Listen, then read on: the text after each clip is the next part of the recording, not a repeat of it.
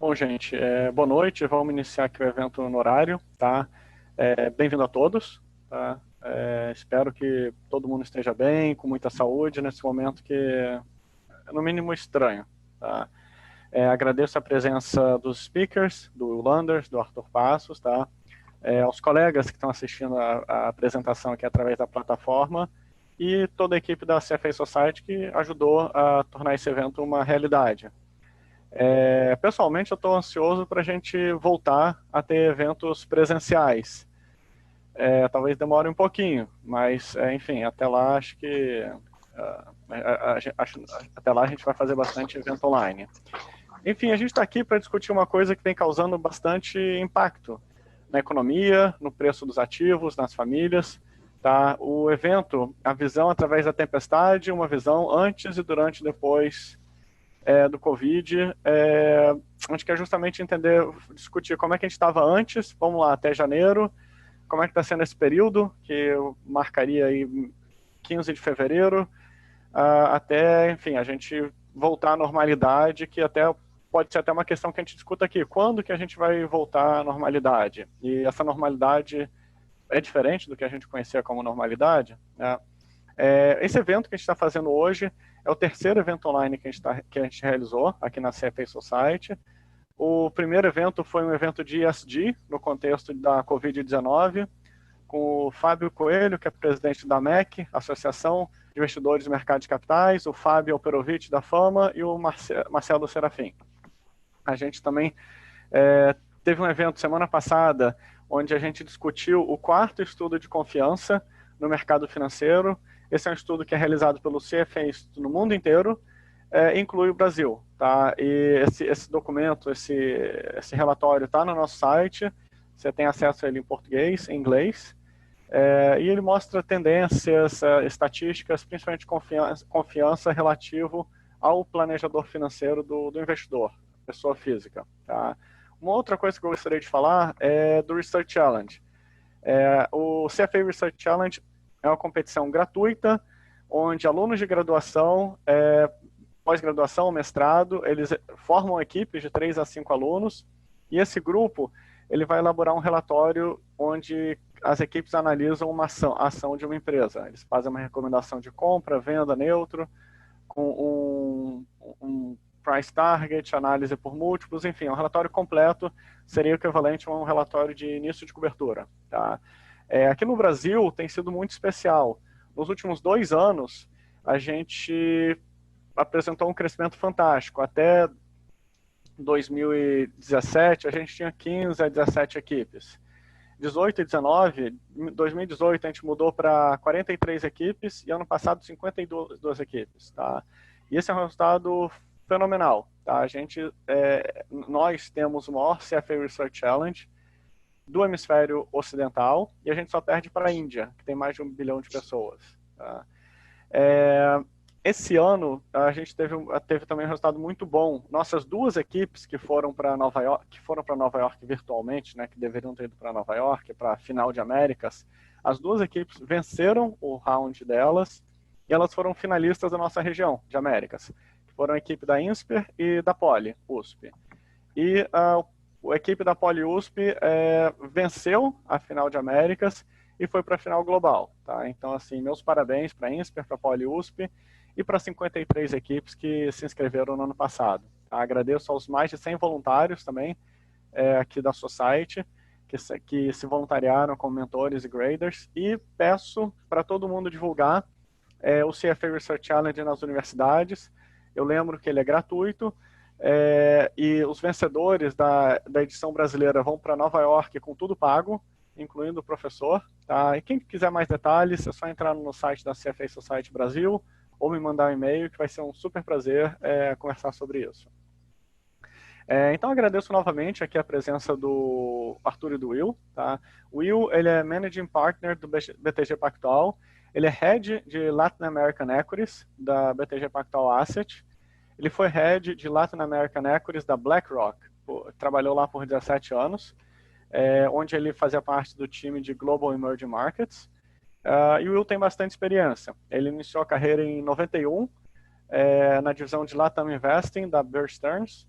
e ele estudou finanças e International Management na Georgetown University. Além disso, é um CFA Charter Holder. O Arthur, ele é estrategista macro da ASA Bank Asset. Ele foi economista do Itaú BBA, tá? Ele analisou bastante a economia brasileira. Também trabalhou na Itaim Asset como economista-chefe. Ele é mestre em economia pela PUC-Rio e engenheiro de computação pela Unicamp. Por fim, é um CFA Charter Holder também. Agora vamos entrar aqui na discussão, né? Atualmente, a gente está vendo um grande trade-off, né, entre proteger a saúde pública, proteger vidas e o impacto econômico. Tá? Toda a crise, a pandemia, vem causando impactos sistêmicos na economia. Tá? E as ramificações são inúmeras. Você teve uma grande disrupção na cadeia de suprimentos, a saúde financeira das empresas, do governo, das famílias foi bastante afetada. A gente está vivendo num ambiente de grande incerteza, volatilidade. A gente até observou preço negativo, que era uma coisa que teoricamente não existia, né? Obviamente o preço negativo não foi só por conta do coronavírus, mas o coronavírus contribuiu para isso. Tá? A resiliência das empresas está sendo testada, o modelo de negócio de várias empresas está sendo analisado, pode ser alterado. Tá? A participação de mercado de outras empresas vai mexer. A gente talvez entre num ciclo de fusões e aquisições. O comportamento do consumidor foi alterado. A gente viu um movimento de digitalização muito grande, redução de consumo, redução da demanda de itens discricionários, por medo. Tá? Enfim, nesse furacão todo, os ativos de mercados emergentes, em especial de América Latina, sofreram bastante. Tá? E nesse contexto, a gente tem aqui o Will, o Arthur, para justamente oferecerem toda a bagagem e o conhecimento deles nesse contexto e discutir o ambiente econômico, o ambiente de ativos brasileiro, americano, chinês e global. Enfim, agora eu abro aqui o palco para os nossos dois speakers. Acho que eu vou começar então. Boa noite, Gustavo, boa noite, Ulandas, todos os presentes. Também faço votos que todos estejam conseguindo lidar bem com essa situação. Fazer algumas considerações iniciais, acho que na linha aí do que o Gustavo mencionou, depois podemos expandir qualquer tópico aí que seja relevante, né? Voltando aí para o tema, né, da discussão, ambiente de investimento antes, durante e depois da Covid. Chama atenção, o ambiente antes era um ambiente muito favorável para ativo de risco no Brasil. Você estava colhendo frutos de reformas, havia perspectiva de mais reformas, era um dos poucos países emergentes que tinha essa perspectiva, momento de ciclo muito favorável. Tudo isso levava a um caminho de que o juro real neutro da economia ia ser muito menor, havia espaço para expansão, tanto via alavancagem financeira quanto alavancagem operacional, de lucro das empresas, um longo período de crescimento acima do potencial, sem preocupação com a inflação, e a consolidação desse juro real neutro baixo no Brasil, ele teria um impacto relevante em todo o mercado de capitais, sem contar que ele gerava um ciclo virtuoso em termos de risco fiscal, que era o quê? Contenção de gastos, fazer o juro real neutro ficar menor, que reduzia o serviço da dívida, a dívida do Brasil é muito curta, e melhorava ainda mais o fiscal. O câmbio era um caso um pouco diferente. O diferencial de juros baixo estava levando um rebalanceamento de ativos, né? Tanto o local tendo mais ativo externo, o estrangeiro menos ativo no país, pressionando aí o câmbio para um real mais depreciado. E acho que dá hora para pensar antes, né? Mesmo com esse cenário benigno para ativo de risco, a gente podia ter um comportamento em que o câmbio continuasse se depreciando. Agora, durante a epidemia, a gente foi tendo notícias cada vez piores, né? No começo era a China para 2 semanas, depois um mês o mundo inteiro, depois um mês sem saber quanto, mas sempre com alguma esperança. O verão não vai aumentar tanto, não vai restringir a contaminação, não restringiu. Depois, emergentes estão sendo menos contaminados, agora não, agora os emergentes também estão tendo uma curva. O Brasil começou a tomar medidas de distanciamento antes, achatou a curva, mas a verdade é que em 2 meses a gente continua com expansão de casos, né? Acho que dos grandes países, é o principal caso atualmente, temos em que tem uma taxa de contágio acima de 1, e aí a gente tem que lidar com esse choque inédito na atividade econômica. Os dados que já saíram sinalizam que enquanto eu estiver com as medidas de paralisação, a gente tem um choque de 20 a 25% na atividade, amplia a ociosidade, amplamente desinflacionário, mas também piora, como o Gustavo mencionou, piora o balanço das famílias, piora o balanço das empresas e, principalmente, no caso do Brasil, acho que leva uma discussão de volta da dívida pública. Estava em 76% do PIB, a dívida bruta do governo geral, agora vamos para um salto aí para 90%. Agora, mesmo com incerteza quanto ao ritmo de atividade, duração, eu acho que, pensando em ativo de Brasil, o ponto mais importante para pensar em ambiente e investimento à frente é se a gente vai ter uma deterioração da política fiscal depois de 2020 por parte do governo. Se a gente não for para isso, acho que é um caso mais tranquilo. Mas se a gente vê uma relação pior com o Congresso, perda de ministros voltando a levar aí uma mudança de política, aí assim, esse prêmio de risco maior que passou a ficar embutido em boa parte dos ativos poderia não se traduzir em retornos maiores à frente. Acho que a gente vai ter, mesmo com um ambiente aí de alguma informação macro que já veio, alguns anúncios de fiscal no Brasil, anúncios de fiscal lá fora que beneficiam o país, como o Gustavo citou, acho que é um ambiente com uma volatilidade ainda elevada, principalmente porque, fato político e outro, avanços no tratamento ou na forma de imunização dessa doença. Então, em geral, assim, pensando no ambiente durante, os prêmios disso são muito elevados, mas a incerteza é grande, mas eventualmente, quando reduzir a certeza, o prêmio é muito menor e o ativo já andou. Aí, pensando no ambiente pós-epidemia, acho que tem uma condicionante para pensar ativos de Brasil. Assim, se aumento de gasto e a piora da situação fiscal do governo ficar restrita em 2020, a situação fiscal é contornável. Tá? A gente tem reservas internacionais que são um amortecedor importante, ainda mais com essa desvalorização do câmbio, teto de gastos, a perspectiva de uma retomada rápida de parte desse efeito do choque no consumo, mas, claro que tem uma parte que vai demorar um pouco mais, ligado a medo e a poupança das pessoas. O próprio juro mais baixo leva um serviço mais baixo da dívida. Então, tem potencial aí. Eu acho que tem outro ponto importante que a gente deve ter muito gasto, muitas metodologias sendo feitas para tentar desenvolver a melhor forma de imunizar e tratar o vírus. Em algum momento, isso vai fazer logo a gente mudar do durante para o depois. E aí, claro, que fica o choque negativo, balanço de empresas e famílias, mas parcialmente compensado pela combinação aí de estímulos fiscais monetários, toda a liquidez que o Banco Central está vendo.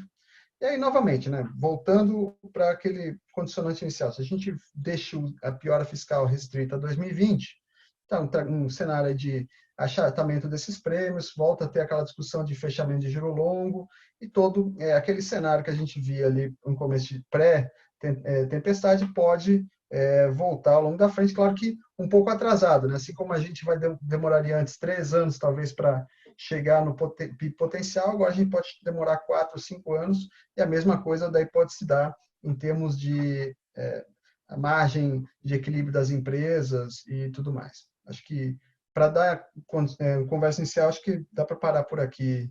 Gustavo, Will? Bom, legal. Boa noite a todos, prazer estar aqui com vocês, Arthur, Gustavo, todos os membros do CFA Society no Brasil.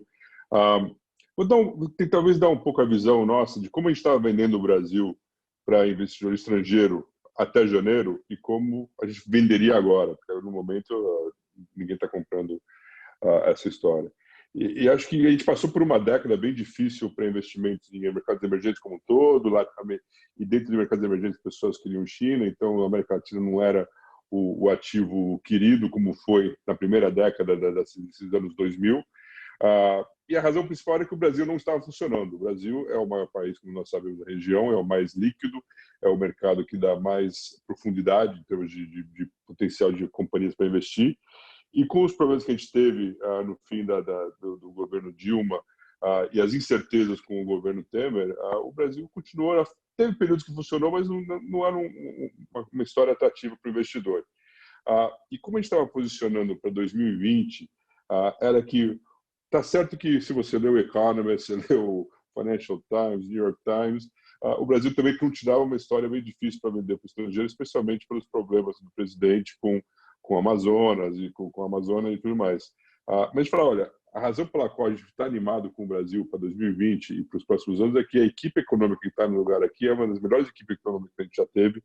É o primeiro governo de direita que o Brasil já teve nesse período democrático. E esse processo de reforma foi começado durante o governo Temer e estava tendo uma atividade e até dando uma turbinada, e nós vimos isso com a passagem da reforma da Previdência.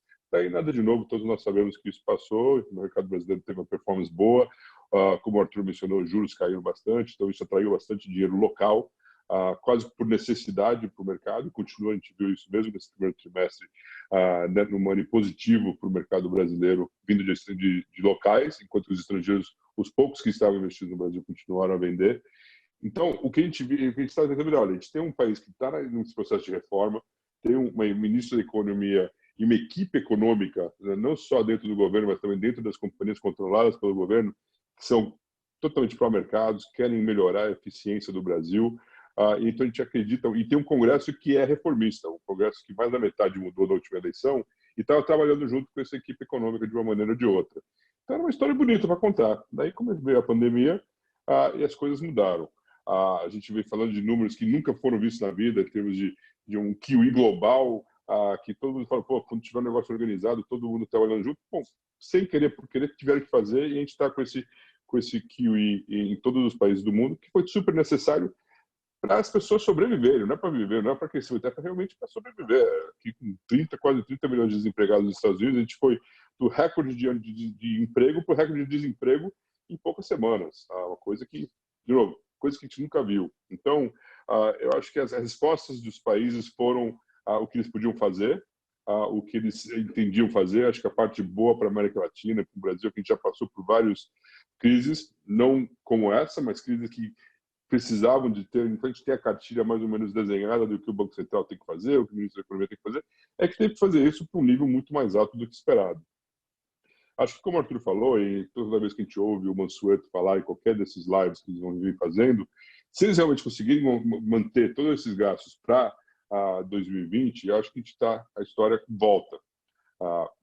Terceiro trimestre, quarto trimestre, a gente pode começar a revender essa história e realmente falar que aqui eu não estou te vendendo o governo Bolsonaro, estou te vendendo a equipe econômica do ministro Paulo Guedes. Infelizmente, acho que é uma coisa que é mais ou menos isso para o mercado, que acho que se não tiver continuidade para isso, alguma dessas pautas bombas que nós estamos vendo no Congresso, hoje eu vi em algum lugar que estão falando de colocar esses R$600, não só por mais 3 meses, mas vamos fazer isso para sempre, que é uma ótima ideia, né? Cara, não é por aí. Daí a história do Brasil dá uma desandada grande. Não é o que a gente acredita. Nos nossos portfólios de América Latina, que eu sou o portfólio manager responsável, continuamos com o Brasil com uma maior posição, menor do que era em fevereiro, mas maior. As ações que a gente tem são diferentes. E o fato é que a gente não sabe quando a gente vai sair dessa pandemia e como que a gente vai sair. Acho que uma das coisas que a gente vem falando em reuniões internas é que o Brasil, como os Estados Unidos, é um país continental. Então, quando as pessoas falam de Itália, as pessoas falam de Espanha, mesmo Coreia do Sul, ou China, que conseguiu controlar aparentemente, a gente não sabe de verdade, mas aparentemente conseguiu controlar só em uma região de um país, o Brasil está sendo meio que nos Estados Unidos, que começou num lugar, São Paulo, aqui em Nova York, e daí foi se expandindo por outras áreas. Então, quando a gente fala que o Brasil vai fechar, o Brasil vai abrir, eu acho que vai ter que ser uma coisa regional, como está sendo feito aqui nos Estados Unidos.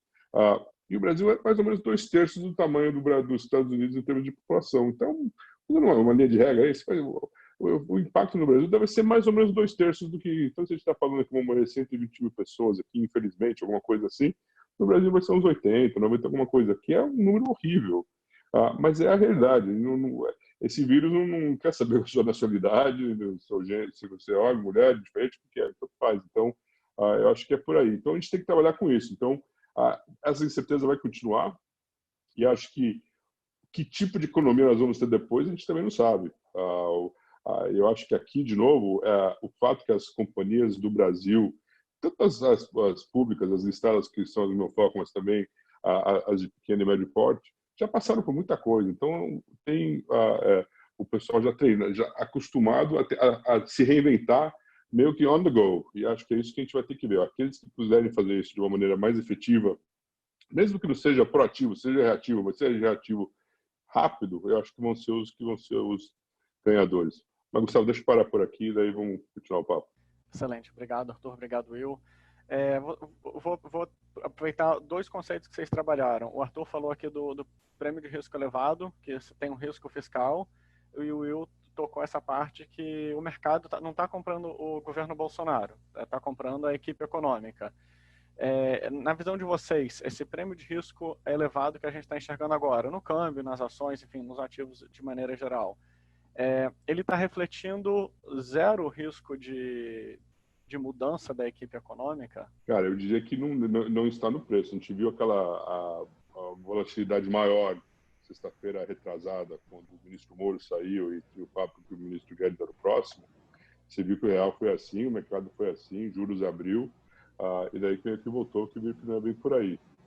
Eu diria que não, que o mercado não está precificando isso, mas o que o mercado está precificando é essa volatilidade política, essa briga política. No meio da maior pandemia mundial de saúde que já existiu, a gente tem o nosso... E daí tem o segundo cisne negro, que foi você mencionou, o preço negativo, com a crise no petróleo. A gente tem uma crise política quase que cada dia tem uma coisa diferente e meio que desnecessário, né? Então, eu acho que isso, sem dúvida, está precificado tanto no risco país, como talvez um pouco até na moeda, de que seguiu as outras moedas do mundo, mas o Brasil, de novo, foi a pior moeda nesse período.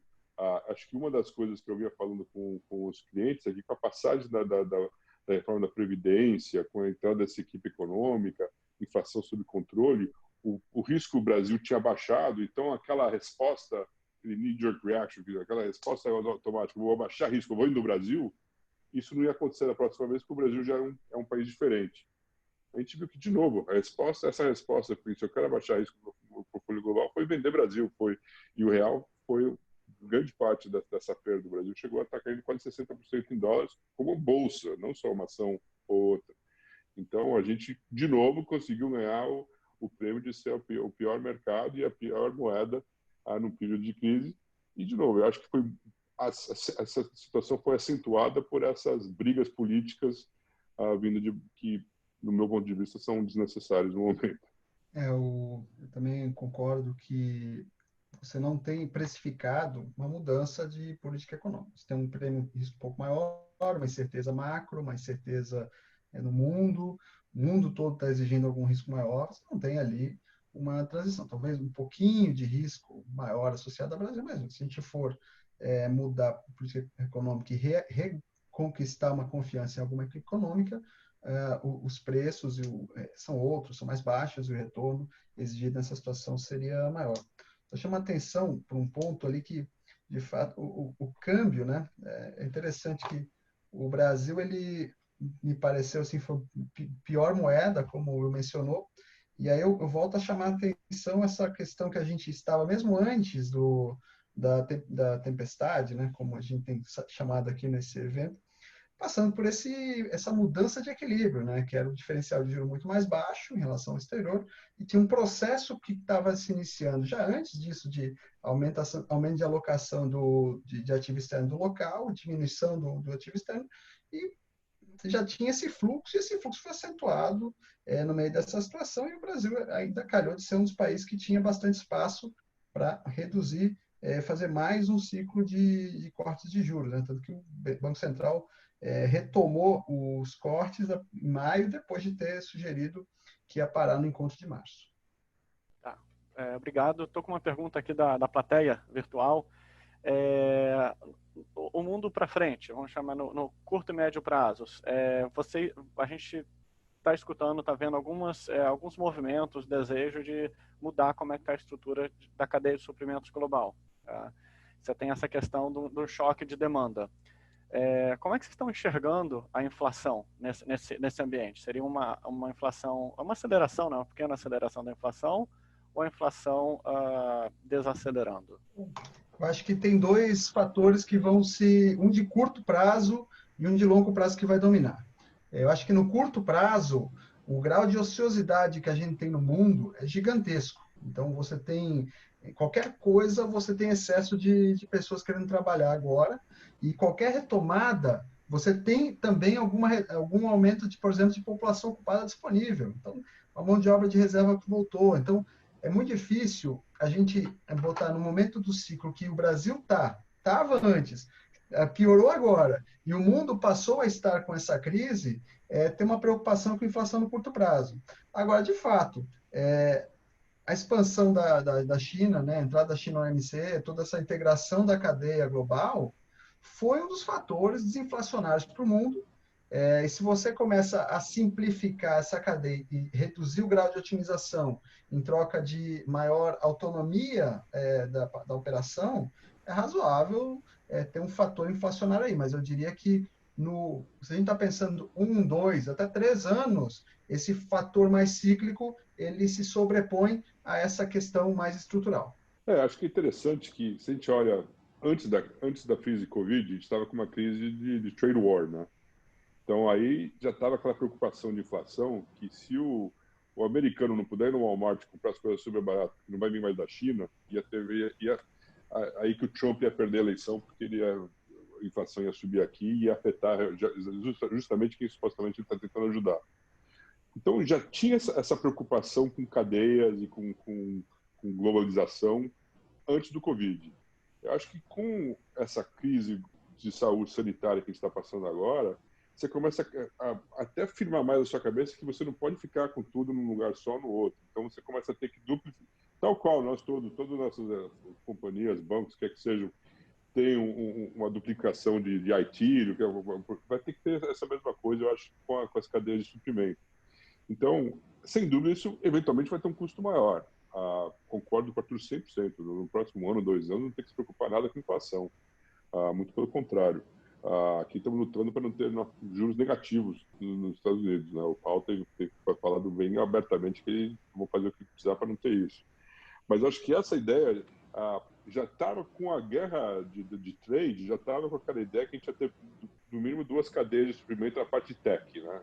Da tecnologia, que o americano não confia no chinês, o chinês não confia no americano, então ia ter 2 tecnologias diferentes. Para aqueles que se lembram da disputa entre o beta e o VHS, quando você tinha provavelmente a maioria aqui nem sabe o que eu estou falando. Você tinha 2 tipos de tape que você usava para assistir teu filme no Blockbuster, né? Então, isso era uma grande discussão. Então, agora, talvez para toda a tecnologia tivesse essas 2 linhas de desenvolvimento. E acho que agora também para a parte produtiva, as companhias vão pensar 2 vezes antes de toda a sua produção na China, ou toda a sua produção na América do Norte, ou toda a sua produção na Europa. Então, acho que essa duplicação, sem dúvida, vai ter um custo maior. Aí que é uma coisa interessante para o Brasil. O Brasil não é um player nesse mundo global industrial. Nunca foi pelo nosso famoso custo Brasil, pela parte tributária super complicada, pela fato que a economia não era e continua não ser uma economia super aberta. Mas agora com o real a 5,5, 6, uma equipe econômica que quer abrir o Brasil, se você consegue fazer alguma coisa com essa reforma tributária que abaixa esse custo do Brasil, eu acho que pode ser uma grande oportunidade para os pequenos, médios e grandes empreendedores brasileiros que sempre focaram numa economia grande, que é uma economia de 220 milhões de pessoas, que é o Brasil, mas quem sabe pode começar a participar mais dessa parte global. Daí acho que é um plus que a gente talvez tenha um ganho aqui nos próximos 5 anos, 10 anos, que não teria acontecido dessa maneira se não fosse por essa crise horrível que a gente está passando aqui. Só para tentar ver se tem um lado positivo desse Covid. Pronto, vamos lá. Assim, vocês falaram, de certa forma, da onda de choque Covid, né? Aí eu vou aproveitar e provocar vocês. O que a Covid ensinou vocês em termos de tese de investimento? O que vocês passaram a olhar agora em empresas, em ativos, que o catalisador foi a Covid, que se tornou um tema relevante nas reuniões de gestão, por exemplo? Acho que, já que eu tenho o microfone aberto, eu vou primeiro dessa vez. Acho que quem estava já com plano de ação preparado para algum tipo de crise e conseguiu implementar rapidamente foram os ganhadores. Então, um exemplo simples. com eventos como esse que nós estamos fazendo aqui com a CFA Society, quais foram os bancos que já estavam mais preparados para se digitalizarem mais e continuarem a trabalhar com seus clientes e dar o conteúdo? No começo tinham 2 ou 3, hoje a maioria já está fazendo esse evento, já virou um negócio quase mais comoditizado em termos desses eventos com CFOs e tudo mais, mas antes era um negócio que tinha que ter uma conferência. Então, isso é um exemplo pequeno, mas acho que aquelas companhias que tinham um plano de ação já para um evento inesperado e como eles agiram, eu acho que é isso que a gente está olhando mais. Foi um exemplo que a gente viu no Chile no ano passado, quando tiveram todos aqueles protestos, as companhias que conseguiram ser mais proativas para se protegerem, fisicamente se protegerem, para aquelas que se saíram melhor também e conseguiram ganhar market share. Aí eu estou pensando mais na parte de varejo no Chile. Mas era uma coisa assim, pô, vamos colocar uns caminhões de lixo na frente, e o cara vai na próxima loja aqui, mas não queima a nossa, coisa assim. Então, eu acho que isso é uma das coisas que a gente vê mais. Você mencionou um evento que vocês tiveram aqui, infelizmente, no vídeo de ESG. ESG é uma coisa que todos nós que somos fundamentalistas já faziam de alguma maneira. Mas acho que agora, mais que nunca, fica mais claro que tem que ter esse questionamento. E aqueles que não têm, eu acho que eventualmente as companhias que não têm uma resposta para isso também acho que estão ficando cada vez mais para trás. E você vê isso, a gente está... O resultado de companhias que têm um ESG score mais alto como um todo tem uma performance melhor nas bolsas. Da minha parte, uma coisa que a Covid me ensinou, talvez, foi que, assim, algumas crises, você vai tendo notícias cada vez piores, né? Que eu acho que, pelo menos, pega grande crise financeira global, 2009, você tinha todo ano 1 ou 2 histórias que faziam o mercado ficar muito preocupado, geravam algum evento de aumento de aversão a risco e que depois voltava atrás. Então, tinha toda a crise do euro, você teve 3 eventos em que a China iria partir para uma desaceleração abrupta e não aconteceu. Teve a própria evento mais específico do Brasil, a crise do caminhoneiro, tivemos aquelas notícias, alegações lá da JBS contra o então presidente Temer. Tudo aquilo, a pessoa que ignorasse aquilo e falasse, não vai acontecer nada e vai voltar ao normal, teria se beneficiado. E agora não, você viu uma crise, gerou uma combinação muito difícil em termos de política pública, você gerou um choque macro inédito. E, assim, talvez olhando lá para trás, dava para ter olhado que era muito contagioso e que poderia levar esse choque prorrogado. Então, a primeira lição talvez é fazer a lição de casa de não entrar no modo automático, de ver o caminho para que uma crise possa ser resolvida. Tudo bem, tem um caminho, mas olha também para o caminho para que essa crise vá se aprofundando. E outra questão que vem aparecendo aí nas reuniões de gestão, não é daí no tanto do meu foco, mas acaba vindo, eu acho que é a questão de exposição setorial, né? Você tem um exemplo de que setores podem ser, não sei se a palavra é disruptidos, né? A gente sempre preocupa com... o Brasil estava preocupando com o banco, né? Só que veio um choque em outros setores. Talvez a exposição da Bolsa, as grandes companhias para esses setores não seja tão grande, não tão relevante, mas é uma coisa que podia acontecer com algum outro setor também. Então, acho que leva a pensar bastante em exposição setorial. Tá, ainda então nesse contexto de aprendizado, de melhoria, tem alguma bomba relógio que tá no mercado que por enquanto assim ainda está um pouco distante, parece que ainda tem tempo, mas que pode explodir e causar um grande impacto que ainda não está no radar de muitas pessoas por qualquer razão? Cara, eu acho que uma das coisas que a gente estava de olho e, de novo, olhando para outras crises, especialmente crises onde a moeda também dá uma desvalorizada rápida, como aconteceu nesse momento, era se tinha algum esqueleto nos balanços das companhias. Acho que a coisa mais perto que veio, que eu não acho que é isso, foi o resultado da Suzano essa semana, que veio com uma grande perda por causa de um processo de hedge operacional que faz sentido do nosso ponto de vista, mas que, sem dúvida, no curto prazo causou bastante barulho. Se a gente pensar em 98, Aracruz, a Sadia foram dois grandes problemas para o mercado. Antes disso mesmo, a Antártica, quando a Brahma comprou eles, vai ter essas grandes companhias que hoje são parte de outras grandes companhias mas eu acho que as companhias brasileiras entenderam que não podem tomar esses riscos, que não é como fiduciários, nosso dinheiro como investidores não é o trabalho deles fazer. Eles têm que focar no business deles, então eu acho que essa parte não existe. Acho que a coisa principal que seria, mas não é uma coisa que não está sendo falada, mas é que se houvesse, como a gente mencionou no começo da conversa, uma mudança drástica na política econômica do Brasil, sem dúvida nenhuma, daí o risco do Brasil está errado, talvez a moeda esteja mais certa, mas teria mais desvalorização, sem dúvida. A Selic a 3 indo para 2,25 está errado também. Então, eu acho que essa seria a minha maior preocupação. É um tail risk, digamos, mas não é um rabinho pequenininho, é um risco que existe aí, porque a gente sabe que fora da equipe econômica, acho que dentro do governo não existe tanto suporte para essa cartilha econômica liberal que estava sendo implementada.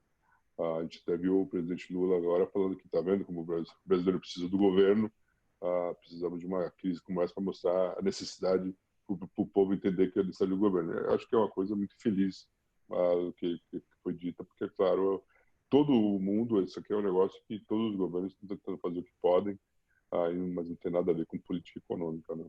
Mas acho que esse seria o maior risco hoje. Acho que fora isso, que é gigantesco, né? Eu não vejo nada. Eu entendo, concordo que o risco seria esse, e talvez o esqueleto que foi revelado era um pouco como era frágil aquela experimentação do primeiro ano de governo, de um tipo de governo em que você montava uma equipe totalmente técnica, tentava atuar com o Congresso sem tantos cargos para todos os partidos. Agora está voltando meio que para um processo que foi o convencional do país nesse período democrático, né? Aparentemente há gestos no sentido de montar uma coalizão. Aí agora a gente tem que torcer para avançar no sentido de não deteriorar as contas fiscais. Esse é o pior risco.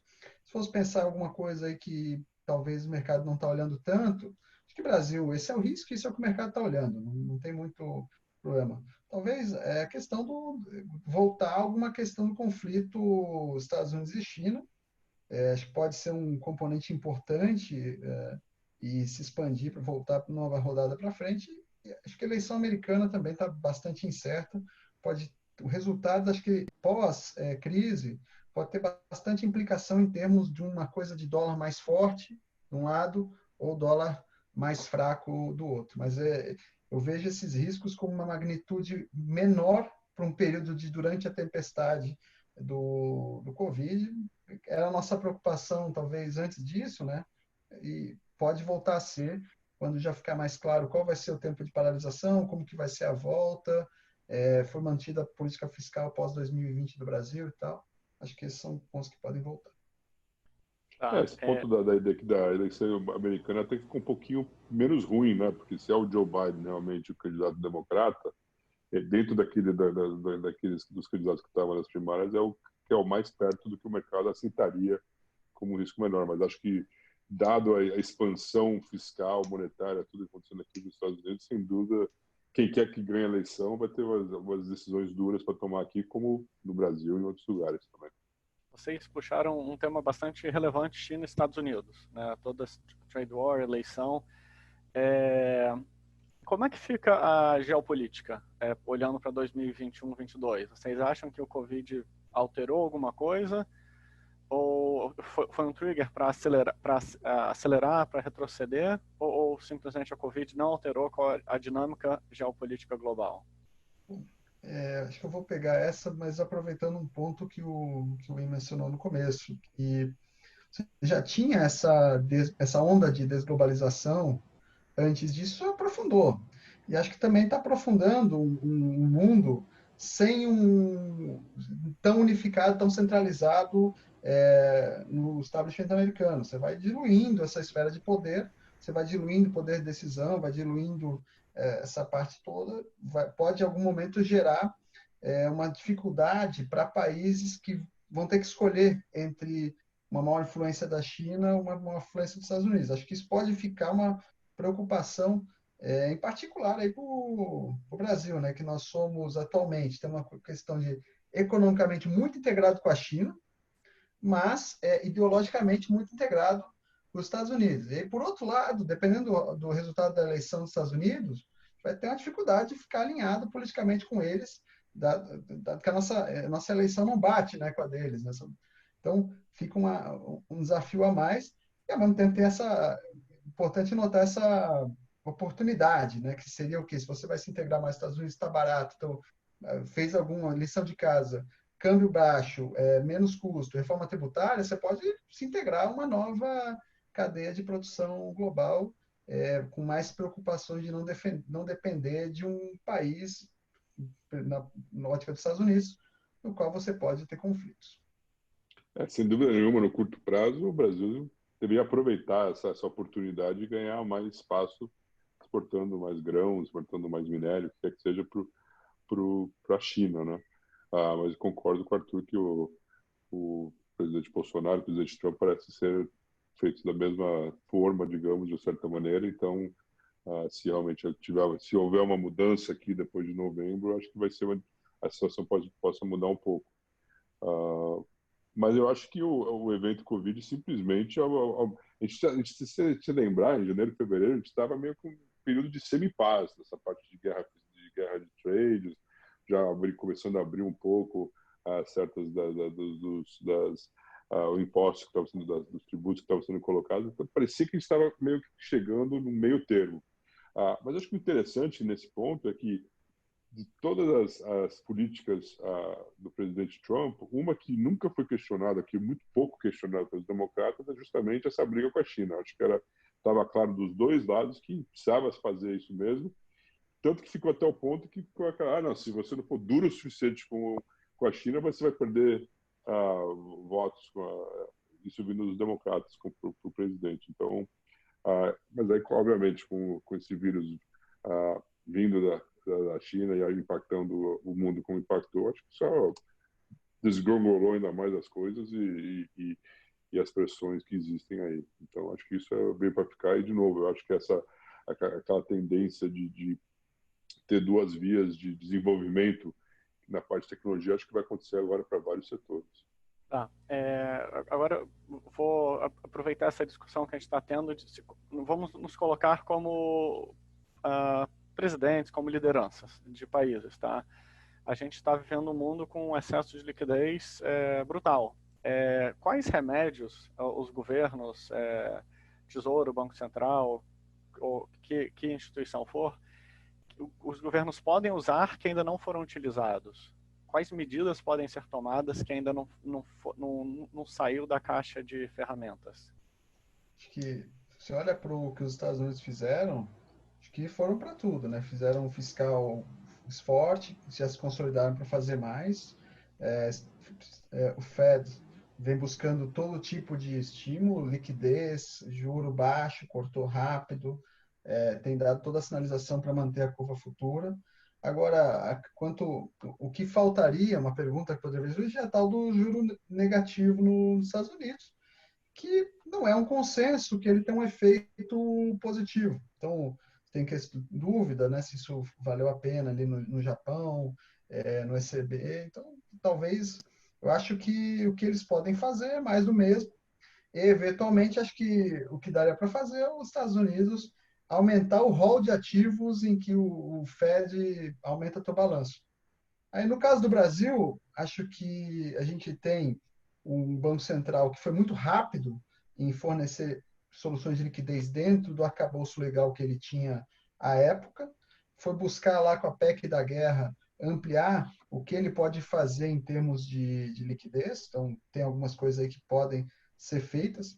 Em termos de Selic, em termos da taxa básica, né, também ele já mudou o posicionamento em relação à massa, acho que eu até mencionei isso agora, vamos caminhar aí para o menor juro que for possível, dado o nosso risco país sem gerar uma piora nas condições financeiras.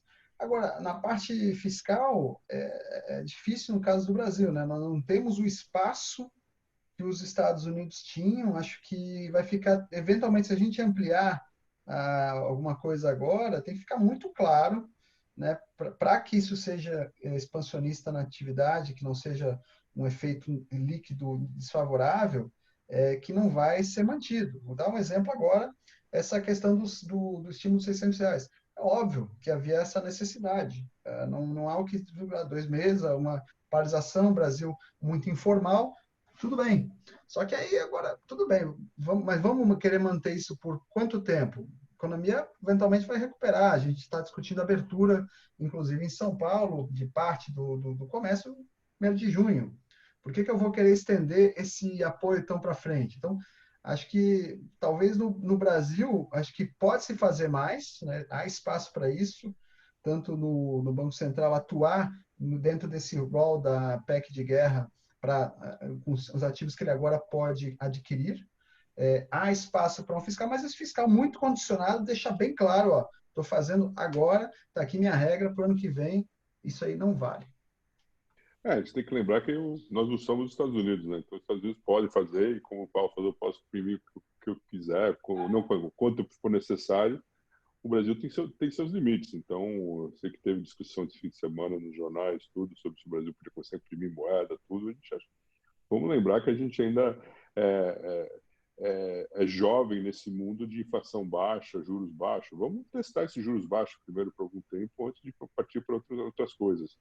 Lembrando que o Brasil, o governo brasileiro é o maior beneficiário de uma Selic baixa. Então, isso vai, apesar que o déficit primário vai explodir esse ano, a gente está vendo algumas contas aqui, por mais 3 meses dos R$ 600, já vai para quase 1 trilhão, 950 bilhões de reais, mais ou menos, de um déficit primário, um 13,5% do PIB. Coisa que, se fosse 3 meses atrás, a gente ia estar... Eu não tenho cabelo para puxar, mas puxou com os cabelos na cabeça, falando, acabou, o Brasil, acho que ninguém vai querer saber da gente. Mas, de novo, tem que manter agora, não pode vir com esses papos aí de vamos manter esses gastos por muito mais tempo. Mas eu acho que aqui, nos Estados Unidos especialmente, existe uma necessidade gigantesca de infraestrutura, no Brasil também. Então, vamos, de alguma maneira, usar esse mundo que tem muito investidor buscando buscando resultados, buscando yield, esse search for yield, e finalmente dar um pouco para frente esses projetos de infraestrutura que vão criar empregos de vários anos, não de coisas de curto prazo, e vão ter um impacto permanente positivo nas economias, tanto aqui quanto aí no Brasil. Eu acho que essa é uma das coisas que poderia ser um foco daqui, e acredito que seja, mas que poderia ser operacionalizado melhor. Reforçando esse ponto da infraestrutura, né, que tem um potencial gigante no Brasil, dependendo da forma como isso fosse financiado, como fosse legislado, podia ser uma forma de unificar o discurso da equipe econômica com ali o rol mais militar. Assim, só não ser a gente que gasta, que cria uma regra bem definida, todo mundo concorda com a relevância disso aí, e com o momento é bom para fazer algo nessa linha, se não vai piorar a questão fiscal do governo, e a gente avança. A gente está falando aqui de esforço fiscal, né? Olhando, digamos, para 2020 é dado, né? É exógeno, 2021 pode ter um carryover. Para 2022, qual que seria um esforço fiscal razoável para a gente começar a atrair investimento externo novamente e elevar o nível de confiança do empresariado? Eu vou dar uma resposta rápida, porque não é exatamente minha área de expertise, mas eu acho que a coisa principal para atrair investimento que o Brasil precisa fazer é simplificar a parte fiscal, a parte tributária. Esse que é o maior esforço que acho que tem que ser feito. Não é se vai ter um primário de XY. Obviamente que o primário tem que ser bem mais baixo do que e voltar à tendência que a gente tinha até 2, 3 meses atrás. Mas acho que se a gente conseguisse realmente simplificar o código tributário, isso daí seria, acho que, a coisa principal para ajudar a finalmente baixar esse custo do Brasil para um nível mais competitivo, a atrair mais investidor, tanto para grandes projetos de infraestrutura, também como para o empreendedor brasileiro investir mais em suas próprias companhias e começar a participar dessa nova economia global. Mas, sem dúvida, para mim, isso seria a parte que deveria ser o maior foco. E é uma coisa que vem sendo discutida desde que eu comecei na Versões em 91 e provavelmente antes disso, né? Então, sempre com aquela grande... agora a gente vai conseguir fazer alguma coisa. Bom, a gente passou uma reforma da Previdência no passado que foi maior do que esperado e até com uma velocidade boa. Então, acho que com um pouco de boa vontade poderia ser feito. Agora, de novo, acho que essas crises políticas que continuam a rolar em Brasília são contraprodutivo para essa passagem. Acho que você voltando a cumprir o teto de gastos a partir de 2021, né? Claro que a arrecadação vai ter tomado um choque pela queda da atividade, vai retomando lentamente, vai ser tão rápido quanto for a recomposição do PIB, mas aí, com a Selic mais baixa, eventualmente você não precisa ter muito esforço para estar num grau de primário que vai manter as pessoas confiantes como estavam antes da crise. Lembrar que assim, o fato da dívida do Brasil ela ser muito curta, ela pode eventualmente gerar uma preocupação com rolagem e tal, mas na prática, quando a gente está com a Selic baixa, o custo implícito cai muito, né? Então a gente estava antes trabalhando lá, vamos ficar com Selic a 4,25 por 2 anos, talvez começar a subir em algum momento em 2022. Agora a gente pode ir para 2,25, isso é bastante, economiza bastante, né? E só para dar um exemplo, o que o Brasil gasta com serviço de dívida antes, ali, 2015, chegou a 7, 8% do PIB. Agora tá rodando um patamar muito mais baixo, mesmo com a dívida crescendo. Por quê? Porque a Selic é muito relevante para isso. E aí, quanto à reforma tributária, é interessante notar que assim, se a gente volta a ter uma relação produtiva entre Congresso e Legislativo, o impulso que havia da parte dos estados era de avançar nessa reforma, que a verdade é que o que cabe a eles na arrecadação é a parte que está perdendo força, está perdendo peso na economia.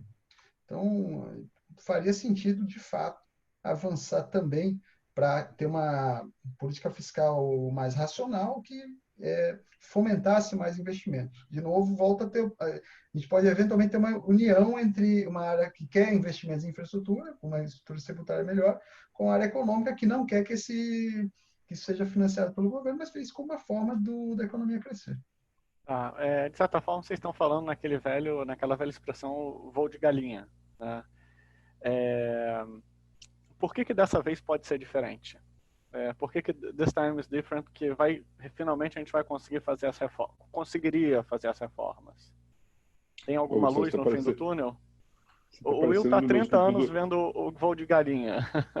Não, alguns voos duraram mais do que uma galinha, mas é verdade. Você está parecendo até um dos meus grupos do WhatsApp que fala, pô, o Brasil não vai mudar nunca, para com isso, vamos falar de outra coisa. Eu acho que o Brasília funciona sob pressão. Essas reformas só passam quando são super necessárias e meio que sem escolha. Eu acho que isso foi até uma das surpresas da reforma da Previdência, que existia pressão, mas não era pressão de vida ou morte naquele momento, mas mesmo assim eles conseguiram passar. Então, eu acho que parte do que talvez seja porque eu também sempre trabalhei com o mercado de ações, não no mercado de renda fixa, então eu sou aquele cara com o copo meio cheio, não o copo meio vazio. Eu acho que o copo meio cheio aqui é que você tem um Congresso que se mostrou reformista. A gente tem ainda 7, 8 meses, não, são menos que isso, são 6 meses, 7 meses com o Rodrigo Maia como presidente do Congresso, e acho que é um cara que se mostrou a fim de deixar o legado dele como presidente da Câmara. Então, acho que tem a oportunidade, pelo menos, colocar essa bola para rolar. E como tu falou, os estados estão quebrados, os estados precisam de ajuda. A gente está vendo aí que até com esse negócio do servidor público, aparentemente os governadores já falavam para o presidente, não, pode vetar que a gente está ok com isso. Vamos ver se é verdade ou não, né? Mas eu acho que, então, se está todo mundo meio que acertado, é questão de acertar o prazo para fazer as mudanças, se vai ser 20 anos, 30 anos, sei lá quantos anos, vamos trabalhar em cima disso e aí poder ajudar a todos crescerem mais. É um 50-50, acho que não é nem 50-50 no momento, acho que é um pouco menos que isso, mas não é 10% de chance disso acontecer ainda durante esse primeiro termo do presidente Bolsonaro. Falando um pouco aqui de voo de galinha, acho que uma parte da gente sempre ter voo de galinha é que a gente não causa os próprios ciclos. Os ciclos vêm para a gente via termos de troca, e aí fica um problema depois que a gente não sabe muito bem no que alocar esse capital, né?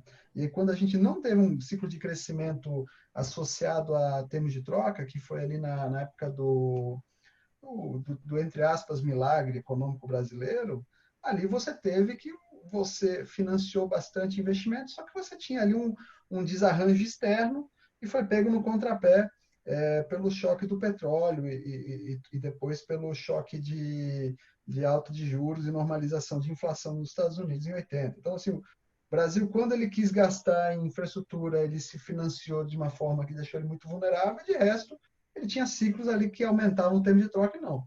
Acho que agora, se a gente vai para um cenário em que a gente está fazendo reformas, está alocando bem os recursos, está direcionando a decisão de investimento e a precificação desse investimento para o setor privado, ou seja, reduzir o tipo de ativo que fica em dono do governo e deixar para o governo privado, setor privado, essa parte de infraestrutura, é uma ponte importante para ter um salto melhor.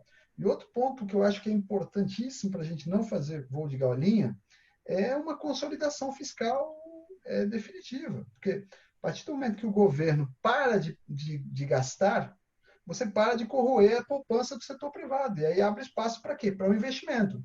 Que, uma forma de ver é assim, Selic está baixa, as pessoas não querem mais investir nisso, vão investir via mercado de capitais.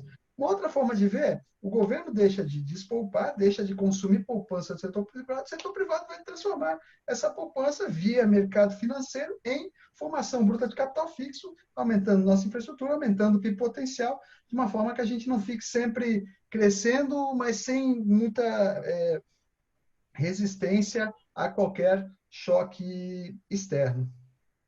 E acho que o único ponto, de novo, pela primeira vez das nossas carreiras, a gente tem uma equipe econômica que acredita exatamente no que o Arthur falou.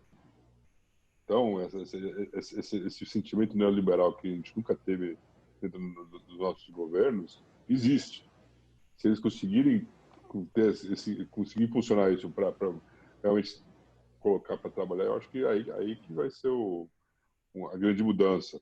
E vai demorar, a gente não vai ser da noite por dia, mas eu acho que é porque temos que dar a chance dessa equipe trabalhar, né? Bom, pessoal, já chegamos aqui no final da nossa hora. Agradeço imensamente a presença de vocês, Arthur, Will, demais convidados. Duas mensagens antes da gente encerrar. Primeiro, vou pedir para todo mundo seguir a gente no LinkedIn, Instagram, Twitter e YouTube. E se vocês, os dois speakers, quiserem dar algumas últimas palavras aqui para o pessoal, fiquem à vontade, que o palco é de vocês. Tá? Algumas considerações finais.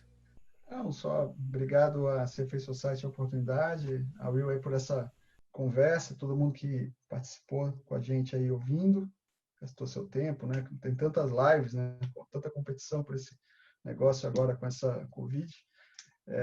E assim, a consideração final, acho que o que fica na minha percepção é uma questão de que assim, há oportunidades, né? Acho que olhando friamente, você tem de fato aí um governo que quer fazer reforma, uma equipe econômica que quer fazer reforma, você teve ali atrás uma interação com o Congresso que funcionou nesse sentido, e isso tem um impacto super positivo para ativos de risco associados ao Brasil. Por mais que a situação da Covid, por exemplo, uma tempestade, do ponto de vista macro, e que teve essa piora aí na relação política, você segue com muitas oportunidades. É isso. Uma boa noite.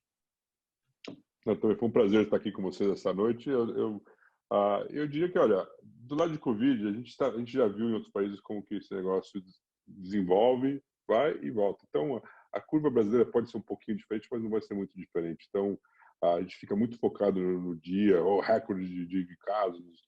É uma situação super trágica, mas é uma situação que vai chegar ao fim. E a gente está, talvez, já no meio. Não vou fazer nenhuma diagnóstico, porque não é na minha área, mas a gente viu o que está acontecendo aqui nos Estados Unidos, viu o que vai acontecer na Europa, né? Então, o Brasil não vai ser diferente, por mais que a gente ache que a gente é o jabuticaba para tudo. Nesse caso, eu não acredito. Eu acho que a gente vai seguir o mesmo nível.